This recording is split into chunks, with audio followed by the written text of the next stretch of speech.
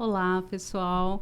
Hoje nós estamos aqui no Por Dentro da Pós com um convidado muito especial para discutirmos um assunto muito importante na nossa sociedade e nossa sociedade digitalizada, né? Eu tenho como convidado aqui hoje o professor Eduardo Fofonca. Professor, muito obrigado por estar aqui com a gente. Eu que agradeço a oportunidade. E o professor Eduardo, ele é professor pesquisador, né, no programa de pós-graduação em educação da Universidade Tuiuti do Paraná e também é servidor público no Instituto Federal do Paraná. Eu conheço o professor Eduardo desde que ele começou a pesquisar, né, a trilhar esse caminho de pesquisa sobre as tecnologias na educação. Primeiro sobre a mídia na educação, né, e depois imbricando a questão das tecnologias. E é claro, né, que esse caminho tem muito de ações, né, para contar para a gente, né, professor Eduardo? Sim, o que mais, professor Eduardo, o que mais veio nesse seu caminho de pesquisa? Nossa, é realmente um trilhar, né? A gente vem num percurso de formação. Professora, primeiramente, queria agradecer a oportunidade. É sempre muito bom estar em diálogo. Acho que essas relações são importantíssimas. E como você mesma disse, nós estivemos juntos. Você esteve na minha banca de mestrado e de lá para cá, quantos, né, mestrandos e doutorandos nós tivemos a oportunidade de estar juntos em banca, até assistindo, colaborando na pesquisa um do outro. Então, isso é muito importante. A pesquisa, ela abre mundos para nós, né? Abrem-se vários mundos, e esses mundos nós vamos oportunizando também que professores da educação básica, que professores da educação superior tenham essa oportunidade da pesquisa, né? E de vivenciar a pesquisa dentro desse campo que é tão interessante, que são as tecnologias na educação, né? Isso.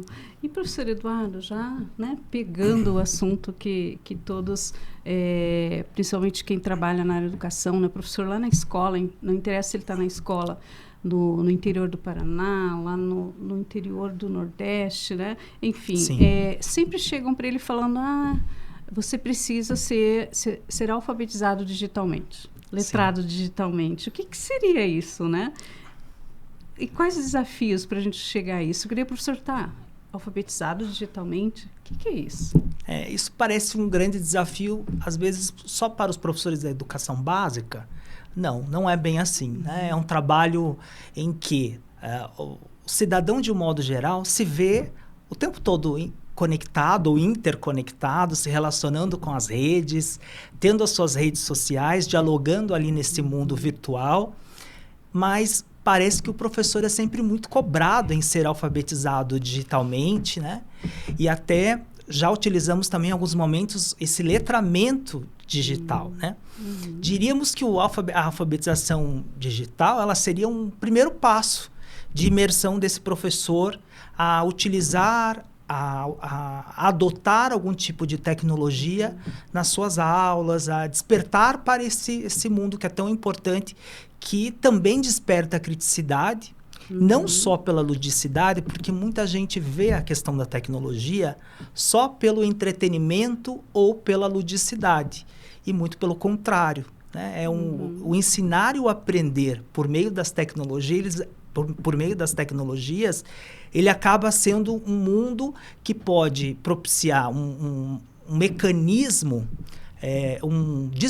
com vários dispositivos que podem propiciar um ensino e a aprendizagem, sobretudo, de uma forma muito rica, né? Sem que o aluno perceba, às vezes até uma aprendizagem despercebida, né?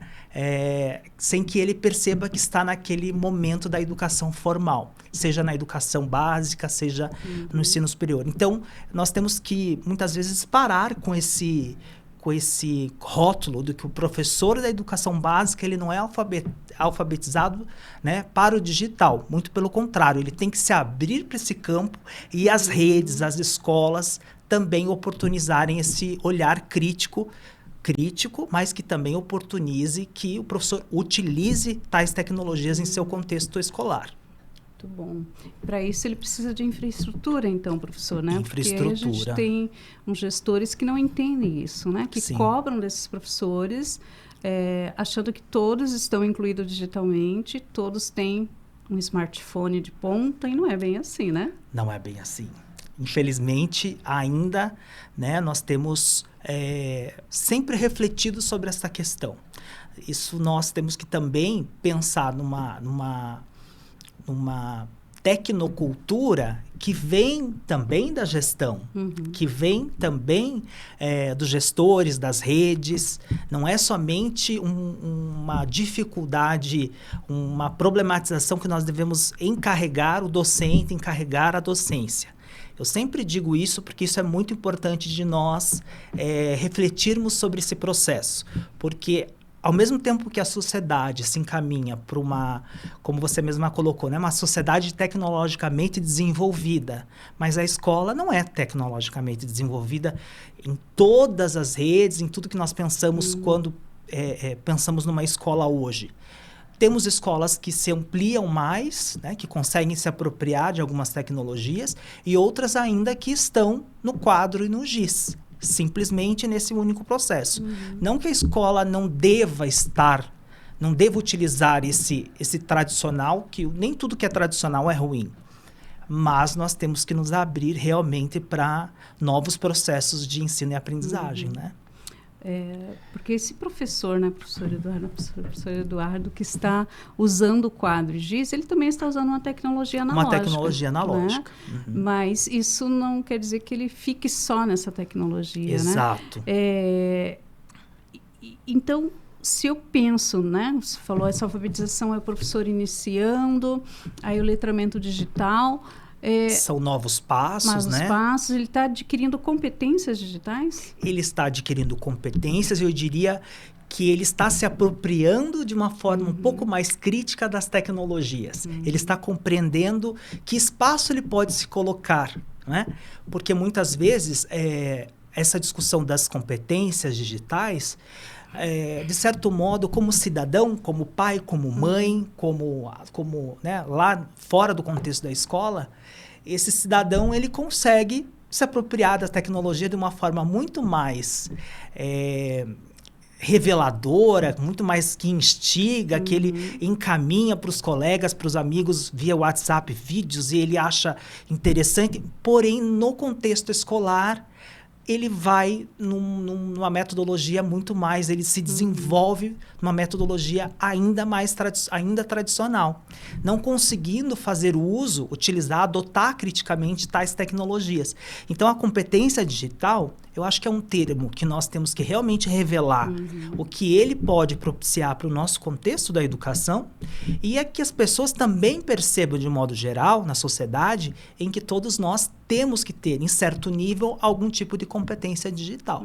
Né? Porque nós somos competentes digitalmente na sociedade, mas a escola ainda está aquém, fica ainda sempre um pouquinho distante desse contexto.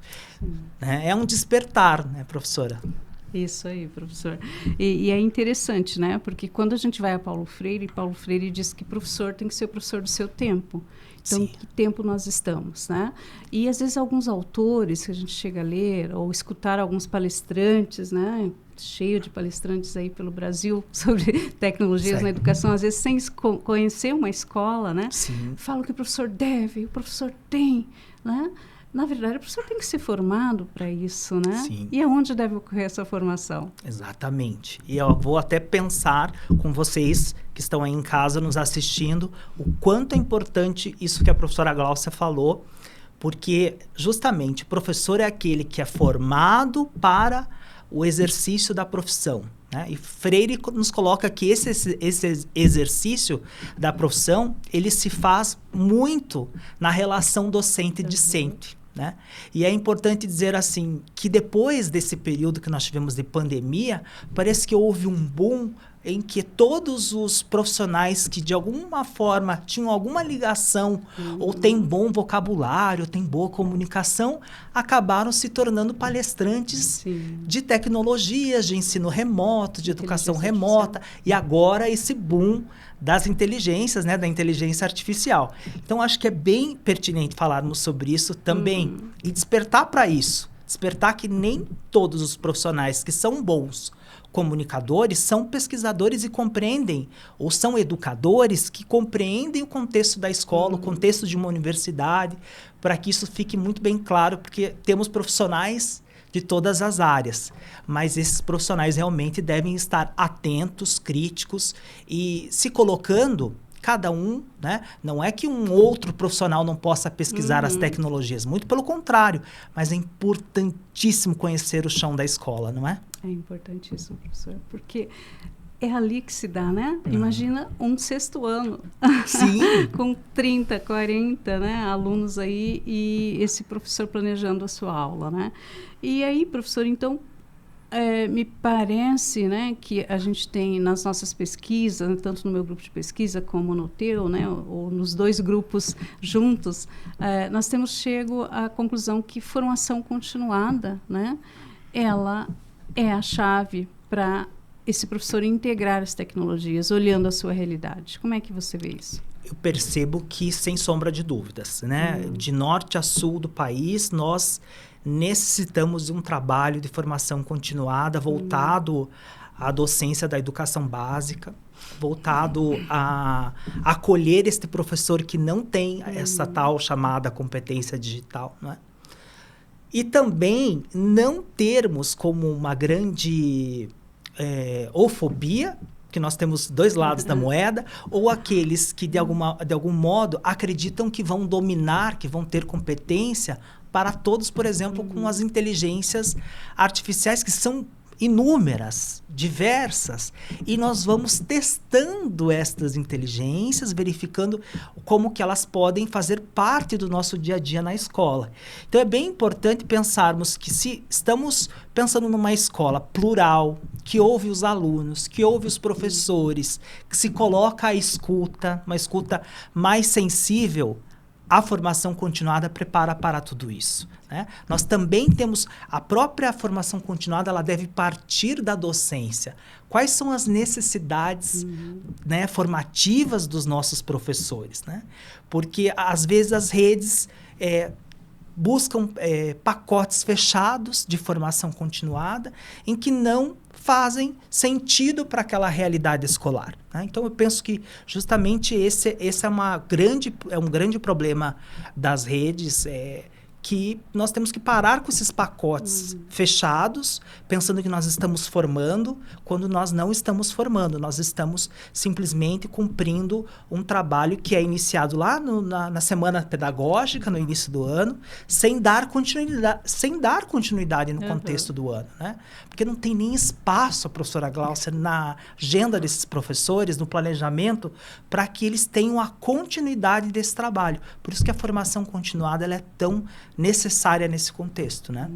De tanta mudança. Tantas mudanças, né? É interessante que você traz aí a questão das redes, né? Tantas redes municipais e estaduais, né? Sim. Os professores, na verdade, e você falou essa escuta ativa, né? Então, escutar esse professor que está lá na sala de aula, Sim. né? Sim. E me parece que os gestores se afastam dessa escuta, né? Se afasta. Como é que você colocaria isso como essencial mesmo, nesse destaque? Porque eu tenho que perguntar para o professor, né? O que ele precisa? O que ele precisa? O que você precisa, professor, né? Professora, veja, nós estamos chegando num ponto que é extremamente relevante de sensibilizar os nossos gestores do Brasil afora, não é? Porque não é um trabalho de se fechar nos seus espaços diretivos e esquecer do que os professores estão necessitando e pensando. É justamente ao contrário, é pensar que nós temos que estar abertos a essa escuta. Essa escuta sensibilizada, sensível, ativa, seja o nome da autoria que nós podemos utilizar aqui, dialogando, ela é necessária hoje, principalmente porque parece que a gestão está muito distante do contexto da escola, né? E nós temos... É o professor que está lá naquele contexto em que recebe o aluno com alguma necessidade específica, que recebe o aluno em que tem uma situação, né, financeira, popular, vem das classes populares, que tem outras problemáticas também que advêm da sua casa e que reverberam no contexto da escola. Então, o professor, ele é muito sensível a essas questões, a esses problemas. E eu acho que é a partir dele, e por isso que ele tem que ser tão ouvido. É a partir do professor que nós podemos mudar muito. E a formação continuada pode ser um caminho. Não aquela coisa enfadonha, discursiva, só motivacional, muito pelo contrário. É planejar junto, é estar junto. Mão na massa. É mão na massa, né? Interessante, né, professor? E essa questão do se pensar a formação continuada, às vezes as pessoas falam, Glaucia, mas tem a questão da formação inicial, né? Então, como é que estão as universidades? Quem está formando os formadores de professores? Formadores de professores. Inclusive, participei de uma banca de uma orientanda de doutorado sua que falava exatamente sobre esse contexto, né? Quem está formando aqueles que formam professores? Será que eles possuem algum tipo de competência digital? São letrados digitalmente, né? Porque pensar na universidade é pensar no lugar do diálogo, da abertura, da reflexão. E muitas vezes os professores que formam professores não estão abertos a esta inovação, né? Estão fechados, porque estão há muito tempo trabalhando da mesma forma. E há uma ruptura, há a necessidade de um rompimento, né? Há um paradigma pedagógico, didático, em que eles enfrentam e necessitam também acolher. Isso não é vergonha para ninguém. Essa troca com aqueles que trazem as inovações, que trazem as inteligências, né, a inteligência artificial como um todo, ou algum software, ou algum dispositivo digital, porque é a partir dali que nós vamos começando a quebrar esses estratos tão de estigma que os professores mais velhos não dominam. Os professores mais velhos podem dominar, né? As tecnologias, e cada um de nós estamos aprendendo a todo momento. Nós estamos fazendo testes o tempo todo com alguma tecnologia que nos chega. E eu acho que isso é muito interessante. Eu sempre falo, teste aquela IA para ver se dá certo. Né? E testamos juntos e fazemos juntos com os nossos alunos, tanto da graduação quanto da pós-graduação. Então, eu acho que esse é um tempo realmente de repensar, até pensando no título do seu livro, que está na última, agora tem mais uma edição, né, professor? Terceira edição. Os meus orientandos sempre usam, que pesquisam as tecnologias. Agora já está atualizado. Porque é esse revisitar, essa reatualização que nós precisamos. O professor precisa se atualizar o tempo todo, metodologicamente. Mas algumas pessoas, professor, ainda têm alguns preconceitos. Por exemplo, uma escuta ativa. Mas por que o termo escuta ativa? Paulo Freire não utilizava, mas hoje nós estamos aqui justamente para poder mostrar ao professor que ele pode ser diferente. Né? Outra questão, as metodologias ativas, inventivas, inovadoras, pedagógicas, inovadoras, como nós temos um livro que tem até essa temática, nós temos que nos abrir para isso, né?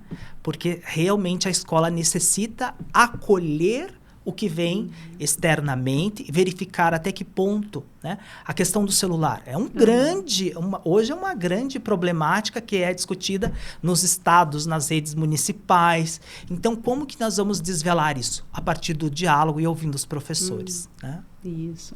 E volto de novo para a universidade, né? Essa questão dos cursos serem tão fechados nos seus currículos, né? Que não pressupõe usar as tecnologias para formar este professor.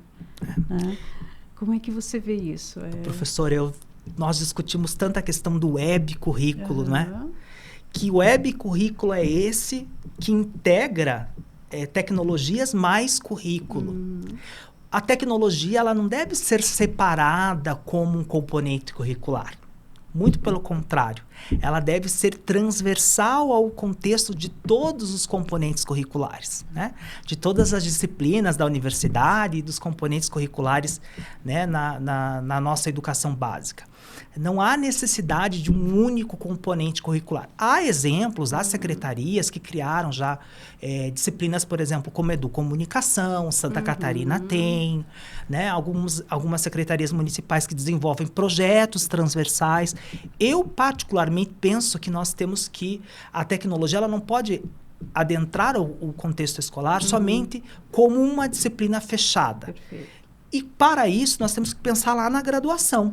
Temos que pensar na graduação como que nós, que formamos professores, podemos também ter essa ruptura, ter esse desmistificar esse processo que é tão estanque, cristalizado, de um currículo fechado, em que ninguém pensa, e quando pensa parece que você não está trabalhando os conhecimentos que devem ser trabalhados, muito pelo contrário, porque os conhecimentos eles estão atrelados às mídias, às tecnologias, né? Nós estamos, como o professor Cortella fala, né? A era da curadoria, né? Nós estamos pensando, selecionando informações, conhecimentos o tempo todo, né? E o que é interessante, o que é apreciativo no contexto da escola? É justamente esse processo que não fragmenta o conhecimento, e por isso que a tecnologia não deve fragmentar o conhecimento, mas ela pode colaborar justamente para unir professores em projetos interdisciplinares, unir em ações conjuntas, a rádio na escola, o trabalho com o podcast em várias disciplinas, né? O videocast. Então, nós temos uma infinidade de práticas pedagógicas que incentivam, né? E, sobretudo, os alunos se sentem extremamente acolhidos, porque é o mundo deles, e a universidade não pode mais ficar distante desse contexto, né? Do web currículo. Isso, então essa universidade tem que mudar, né? Sim. Para formar professores que chegam lá na escola básica e não veem esse estranhamento, porque eu já vi escolas muito bem equipadas, muito mais equipadas do que uma universidade, uma faculdade, né? Sim. E já vi escolas que tem lá o seu quadro de giz, seu projetor, né? Multimídia e só, né? Mas isso não implica que o professor não possa usar algumas questões, né? Não possa usar o que os alunos têm, né? Sim. Que eu tenho na escola que eu vou usar na minha aula, o que os alunos têm que eles podem usar, né? E como é que a gente vai planejar essa aula. Eu acho bem interessante porque Lucchesi 2020 agora, ele lançou um livro, Planejar, né? Planejar, executar e avaliar. É isso que você tem que fazer. Não interessa se você vai usar o quadro de giz ou se você vai usar um quadro digital. Você vai ter que planejar a sua aula, né? O planejamento deve ocorrer sempre, né? Você vai planejar, executar e vai avaliar, né? Essa aula deu certo, essa aula não deu certo. Então, às vezes, eu vejo alguns professores que ficam muito receosos, né? Por quê? Porque tem essa questão do modismo, que nós já até falamos agora, né? Que é a questão do modismo. Agora é tudo a inteligência artificial, né? Então, parece que agora eu tenho que ir para essa inteligência. Dominar tudo. Dominar tudo e tem que ser a IA. Se for outra tecnologia, já é velha, né? O que é novo, o que é velho na educação. Então, a gente tem que pensar nisso também, né? E acho que nós vamos caminhando para fechar esse bloco, porque nós vamos deixar para o próximo bloco discutir uma questão que o professor Eduardo já trouxe agora, que foi a questão dos celulares nas escolas, né? Há uma polêmica muito grande. Portugal tá tirando um documento falando dessa questão. O Ministério da Educação no Brasil também, né, que trazeram um documento normatizando esse uso. Então, nós vamos deixar essa discussão para o próximo bloco. Até depois.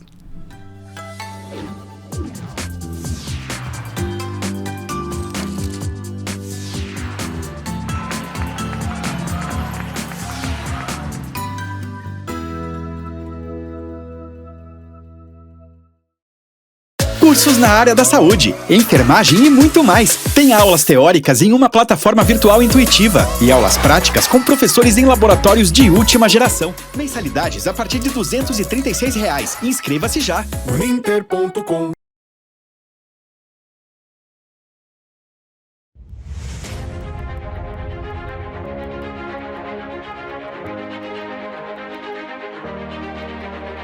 Localizado no ponto mais privilegiado de Curitiba, no alto do Pirazinho, o sítio de transmissão do Super Canal 13.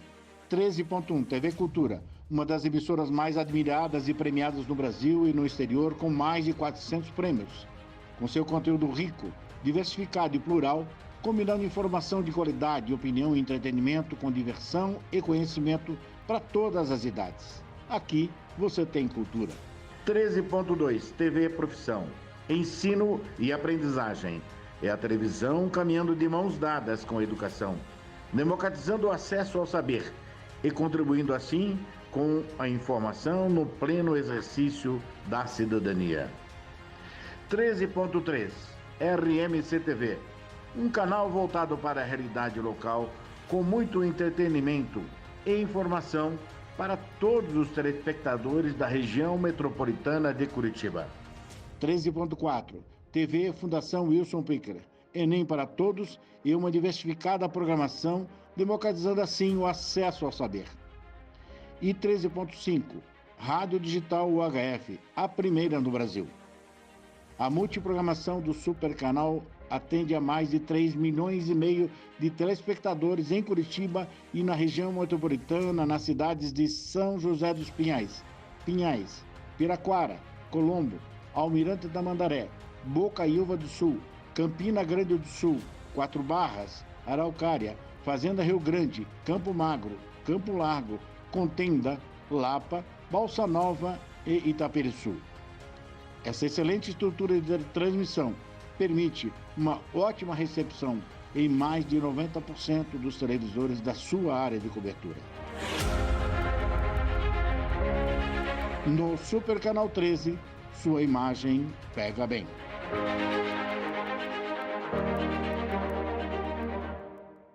Cursos na área da saúde, enfermagem e muito mais. Tem aulas teóricas em uma plataforma virtual intuitiva e aulas práticas com professores em laboratórios de última geração. Mensalidades a partir de R$ 236. Inscreva-se já. Uninter.com.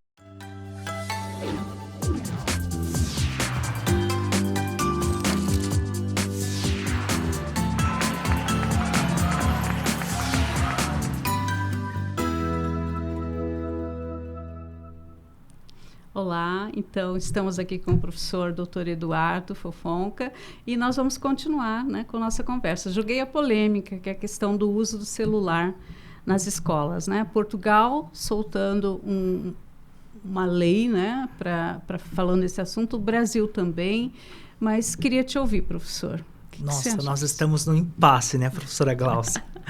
Nós estamos no impasse que nos faz, nós pesquisadores de tecnologias, na educação, né, porque nós não estamos falando só de tecnologia na sociedade, porque as crianças nascem com a tecnologia, estão em casa, nascendo com o pai filmando, com a mãe colocando vídeo infantil, live, né, fazendo live. Só que no processo escolar, no processo educativo, como o Freire nos coloca, né, até fazendo palavras do Freire, há esse distanciamento, por que não?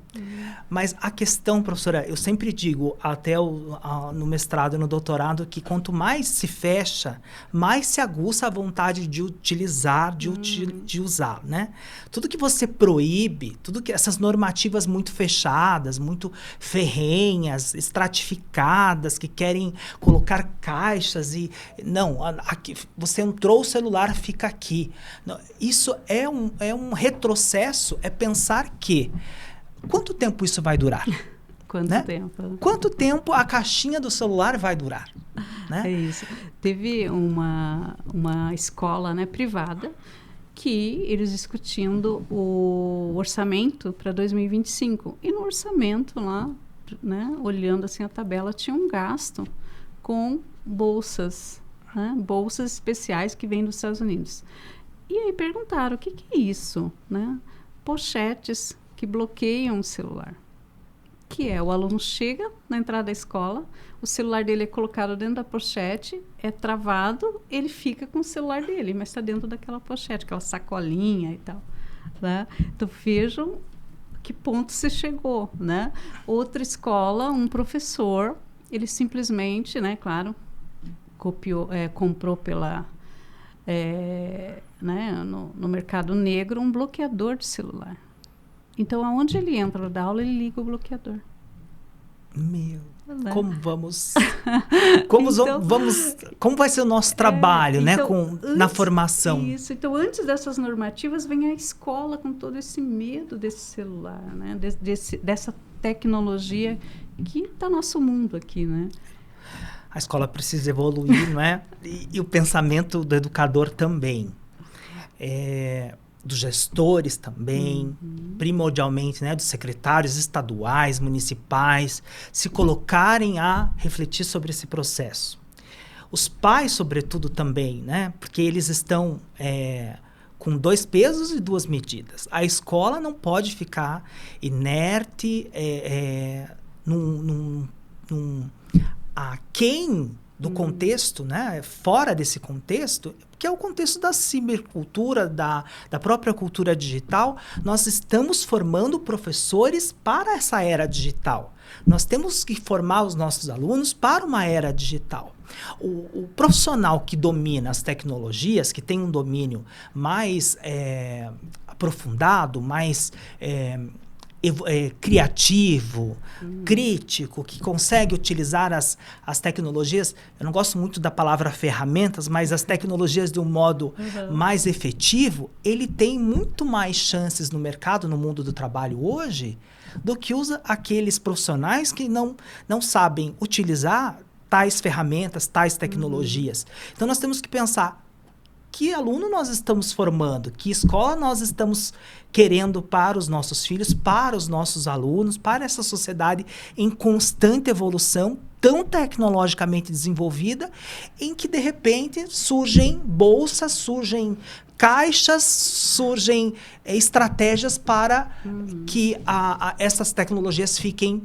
Vejam, como prática pedagógica, pensando em prática pedagógica, nós temos que pensar justamente o seguinte: estamos trabalhando um determinado conhecimento, um conteúdo, né? Numa disciplina, num componente curricular, e os alunos, rapidamente, eles já estão pesquisando, verificando, eles levantam a mão, contam, o outro já faz uma outra curadoria, entra em um outro site, traz a informação.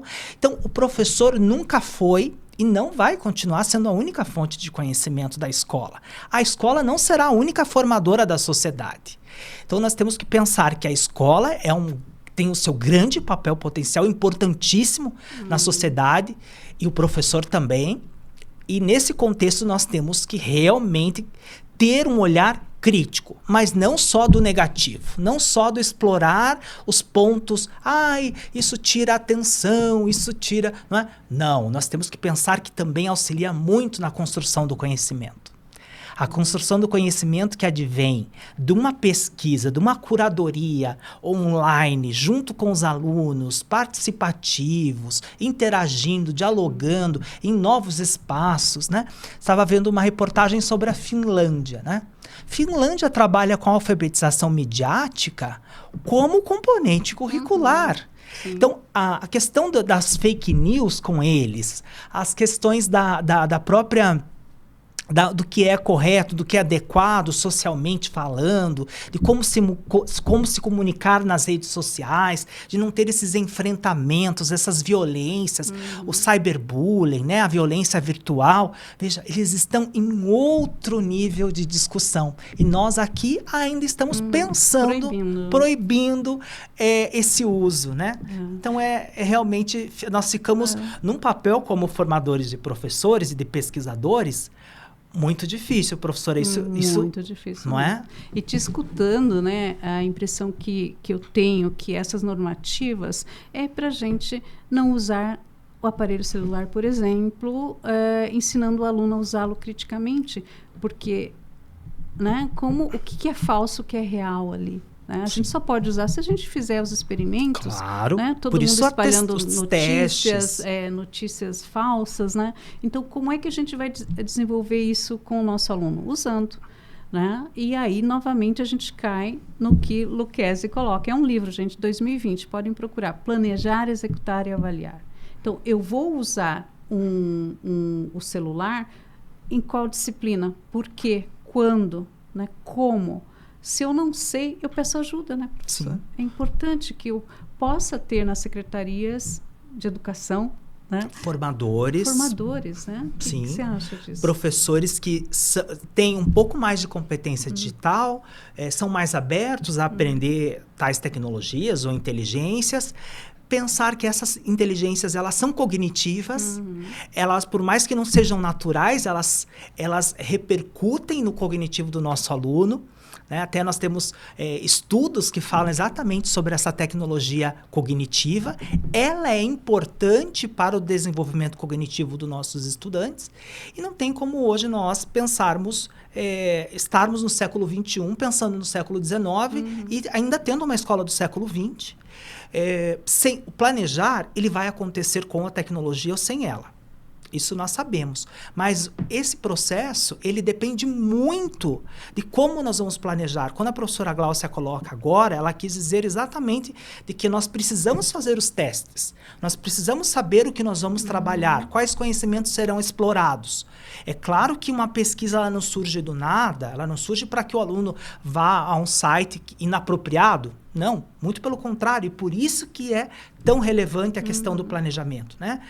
A curadoria do conhecimento, a curadoria dos conteúdos que nós estamos trabalhando. Vejam, quando nós estamos diante de uma inteligência artificial, por exemplo, nós estamos abrindo portas para esquemas de conhecimento, né? Para mapas mentais, para construção do conhecimento de uma forma tão diferente da que nós fomos formados, de uma forma mais tradicional, com uma didática tradicional. E claro que era o que nós tínhamos para aquele momento, mas agora nós vamos simplesmente fingirmos que isso tudo não está disponível, não existe, não é uma tecnologia do disponível, e são tecnologias acessíveis e disponíveis, né? Isso Por aí. mais populares que as classes sejam, né, organizadas nos bairros mais periféricos, os nossos estudantes, eles têm a sua tecnologia, né? Seja ela mais evoluída, menos evoluída, nosso professor também. Então, é um momento de ter essa criticidade, de olhar para o contexto da escola e ouvir esses atores que estão lá, né? Que são esses professores que compreendem a realidade que eles vivenciam. E não pensar que um documento normatizador, seja do nosso ministério, seja de Portugal, né? Nós temos exemplos aí Do Estado. do Estado, em que vem realmente colocar todo mundo numa mesma categoria. Nós estamos formando analfabetos digitais se continuarmos com esse pensamento realmente fechado e distante do que outros países vivem. Veja, pensar em alfabetização midiática, em ter a criticidade para as fake news e para o que é falso, o que é inadequado, o que é apropriado.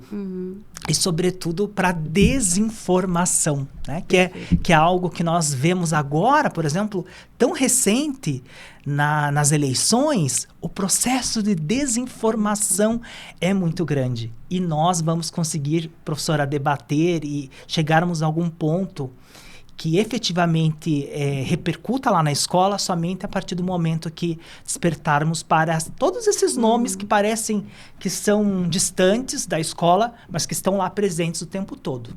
Né? Perfeito, professor Eduardo. E é sempre essas questões, né, gente? Se proíbe ou enche-se o professor, por exemplo, de plataformas, que é o que se tem feito, né, em alguns estados desse nosso país, e alguns professores falam, a gente não tem tempo de dar aula. Então, tem esse excesso também. Tem o porque outro não lado se da perguntou ao moeda. professor o que ele precisava, né? Foi lá, se contratou uma empresa e pronto, professor Eduardo. Nossa, esse é um trabalho muito difícil de como esses professores que estão lá atuando, atuam, né, trabalham, e eles têm uma demanda grande de carga horária, né, pouca carga horária para planejar e ainda ter que dar conta dessa plataformização, que a gente chama, né, entre aspas, porque isso não é tecnologia digital. Na educação, né? Isso é justamente uma tecnologia para, de alguma maneira, fechar e ter números dizendo que está integrando tecnologias, né? Isso não é uma integração de tecnologias pensando em educar, né? Perfeito, Pensando em perfeito. educar. E é interessante isso, né? Então, quando a gente fala, o professor precisa, o professor deve, o professor não precisa, o professor não deve, o professor tem que ser formado para usar tecnologia, seja ela um projetor multimídia, fazer uma boa apresentação para a sua aula, seja ela uma inteligência artificial, né? E quando nós pensamos no celular, eu chamo muita atenção dos pais, né? Os pais jogando para a escola esse problema e os pais não cuidando desse uso do celular, né? Não deixando o seu filho jogar bola, mas coloque ele na frente do celular num joguinho de bola. Pode, mas tem que equilibrar isso. A escola não é culpada disso, gente. A escola não é culpada pela depressão, né, que tem acontecido por causa dos vícios. Pelo excesso de pelo telas. excesso de telas, né? A escola, ela tem tentado usar tudo isso ao seu favor para o processo de ensino-aprendizagem, para que realmente ela não seja tão chata, né? Para que realmente ela melhore. E para isso, professor, pergunte, né? Não fique trabalhando sozinho, não fique desesperado, né? Pergunte como é que eu posso planejar uma aula usando o que está disponível na escola, né?